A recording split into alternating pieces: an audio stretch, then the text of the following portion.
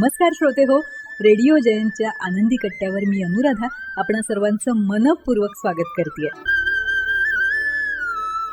श्रोते हो, आजच्या आनंदी कट्ट्यावर ज्योती मयेकर यांनी मांडलेला एक फार सुंदर विचार तुमच्यापर्यंत पोहोचवते. सत्य उघड झालं की नात्याचं खरं रूपही उघड होतं. बघा, कधीकधी भांडणं तात्पुरती मिटतात, शब्द थांबतात, प्रसंग शांत होतो, पण सत्य मात्र शांत होत नाही. सत्याचं हे एक वेगळंच वैशिष्ट्य आहे. ते कितीही खोल अंधारात ढकललं तरी ते पुन्हा पुन्हा वर येतंच. आणि जेव्हा ते वर येतं ना, तेव्हा दोन गोष्टी घडतात. त्या म्हणजे ज्यानं सत्य लपवलं किंवा नाकारलं तो आतून कोसळतो, आणि दुसरं म्हणजे जो सत्य बोलतो तो स्वतःला अधिक मजबूत वाटतो.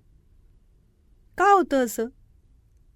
मानसशास्त्र सांगतं की माणूस मुद्दाम खोटं बोलू शकतो, गोंधळ करू शकतो, बचावासाठी दुसऱ्याला दोष देऊ शकतो, पण मनाच्या आरशाचं भान टाळू शकत नाही. भांडणानंतर जेव्हा माणूस एकटा बसतो ना, तेव्हा त्याच्या डोक्यात फक्त एकच गोष्ट फिरत असते: मी चुकीचं केलं, पण मान्य करायला धजावलो नाही. याच क्षणापासून त्याची अंतर्मनातली यात्रा सुरू होते. अपराध, पश्चाताप, असुरक्षितता हे सगळं शरीरावर परिणाम करतं. मग मानसिक ताण, पोटाचे त्रास, अनिद्रा, हृदयाचे ठोके वाढणे, ते चेहऱ्यावरचं तेज कमी होणं. कारण जे दाबून ठेवायचं ते मन आणि शरीर दोन्ही दंड म्हणून बाहेर काढतात. खरं बोलणाऱ्या माणसासमोर उभं राहणं का कठीण वाटतं बरं? कारण मग त्याच्या डोळ्यात आपण स्वतःची चूक बघतो.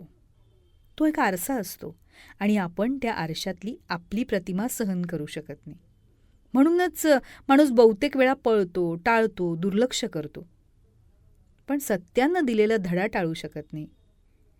शेवटी तोच प्रश्न परत परत डोकं वर काढतो: मी त्या व्यक्तीवर विश्वास का ठेवला नाही? ऐकलं असतं तर आज हे झालं नसतं. आणि हाच संघर्ष माणसाला आतून पोखरत जातो. सत्य म्हणजे सूर्य, ते उगवणारच आहे, कुणासाठी थांबणार नाही.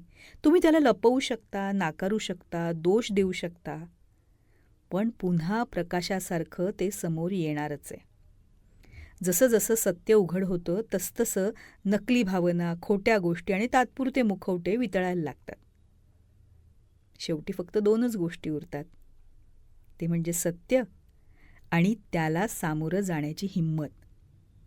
ज्यांच्यात दुसरी गोष्ट नसते ना, त्यांचं जीवन पश्चातापानं जड जातं. आता या सगळ्यातनं शिकण्यासारखं काय आहे तर दुसऱ्याचं सत्य लगेच नाकारू नका. भांडणं मिटली म्हणून प्रसंग मिटला असं समजू नका. मनाला जे खटकतं त्यावर शांत डोक्याने चर्चा करा. सत्य ऐकायला कठीण असतं, पण त्यानं आयुष्य आणि जगणं सोपं होत जातं. आणि सगळ्यात महत्त्वाचं म्हणजे पश्चाताप हा सर्वात मोठा बोजा असतो. शेवटी एवढंच सांगायचं आहे की सत्याचा प्रकाश नेहमीच तेजस्वी असतो.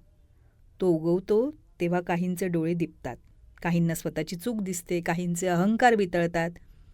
पण ज्या व्यक्तीने सुरुवातीपासून सत्य बोललेलं असतं ना, त्याचं मन मात्र हलकं होत असतं. कारण तो अंधारात राहणारा नसतो, तर तो असतो प्रकाशाचा माणूस.